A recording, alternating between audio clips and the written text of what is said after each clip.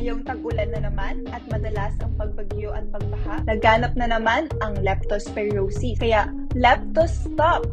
Panatilihin malinis at ligtas sa leptospirosis. Mag-share kami ng mga prevention tips at mga dapat malaman na safety practices para makaiwas sa leptospirosis.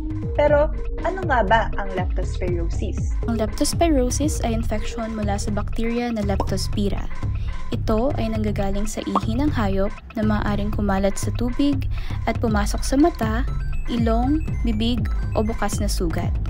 Kadalasang nakukuha ito sa paglusong sa tubig baha na kontaminado ng ihi ng daga. Ayon sa pag-aaral, patuloy na tumataas ang cases ng leptospirosis sa Pilipinas.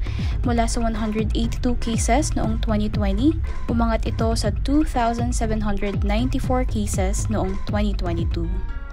Ang pagtaas sa bilang ng kaso ay dahil sa poor sanitation at maduduming lansangan na madalas pinamamahayan ng mga daga. Madalas din ang mga bagyo, baha at landslide sa Pilipinas na pinatataas ang risk ng kontaminasyon at pagkalat ng sakit.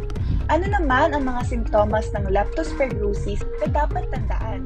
Ayon sa CDC, or Center for Disease Control and Prevention, karaniwang tumatagal ng 2 to 30 days bago magkasakit matapos magkaroon ng contact sa bakterya na nagdudulot ng leptospirosis. Ilan sa mga simptomas ng leptospirosis ay pagkakaroon ng mataas na lagnat, chills or panginginig, pananakit ng ulo, pagsusuka, pananakit ng tiyan at pagtatae, pagkakaroon ng mga rashes, pananakit ng kalamnan at mga kasukasuan, lalo na sa may bahagi ng binti, at maaari din magkaroon ng pamumulan ng mata. Bukod pa rito, isinaad ng Center for Disease Control and Prevention na kapag napabayaan at hindi agad nakapagpakonsulta sa doktor, maaaring tumungo ito sa komplikasyon ng atay o bato na rason ng mga manifestasyon tulad ng paninilaw ng balat o ng mata, pangingitim ng ihi, pamumuti ng dumi, at pagdalang sa pag-ihi.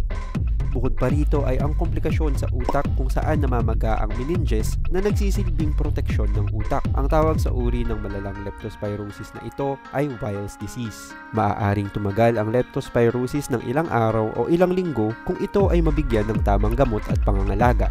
Ano ang gagawin kung may sintomas ng leptospirosis?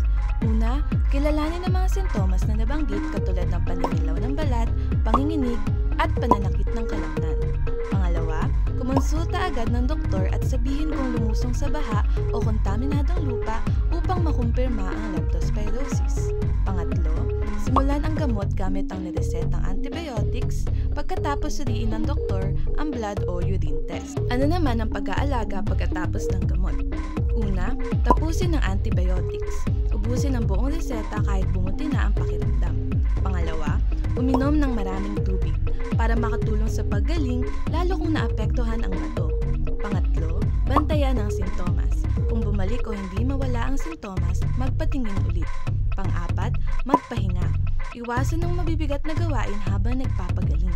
Panglima, maging maingat. Iwasan ng baha o kontaminadong lugar, magsuot ng proteksyon at linisin agad ang sugat. At huli, sumunod sa check-up. Bumalik sa doktor para masigurado ang tuluyang paggaling. Paano ba natin maiiwasan ang sakit na leptospirosis? Ito ang mga pwede nating gawin upang maging ligtas as always ngayong tag-ulan. Huwag maligo o lumusong sa baha, lalo na ito'y maaaring kontaminado ng ihi ng daga na may dalang leptospirosis. Kung hindi maiiwasan lumusong sa baha, maaaring magdala ng PPE or personal protective equipment. Ang mga halimbawa nito ay bota, gloves at kapote. Ugaliin din maghugas ng maigi pagkatapos lumusong sa baha at siguraduhin na nalinis ng mabuti ang buong katawan. At isa pang mahalagang gawin kung hindi talaga naiiwasan ang paglusong sa baha ay pumunta sa iyong doktor upang maresetahan ng antibiotic prophylaxis for leptospirosis. Ang karaniwang antibiotic na nirereseta ng mga doktor for leptospirosis prevention ay doxycycline. Huwag kainin ang mga pagkain na maaaring nadapuan o naihian ng daga. Hanggat maaari ay itapon ang mga kontaminadong tubig. Kontrolin ang dami ng mga daga sa inyong paligid. Upang makontrol ang mga daga ay gumamit ng mga pain o rat traps at panatiling malinis ang bahay.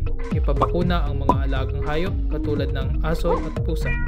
Tandaan ang mga information about leptospirosis at mga prevention tips na aming nabanggit.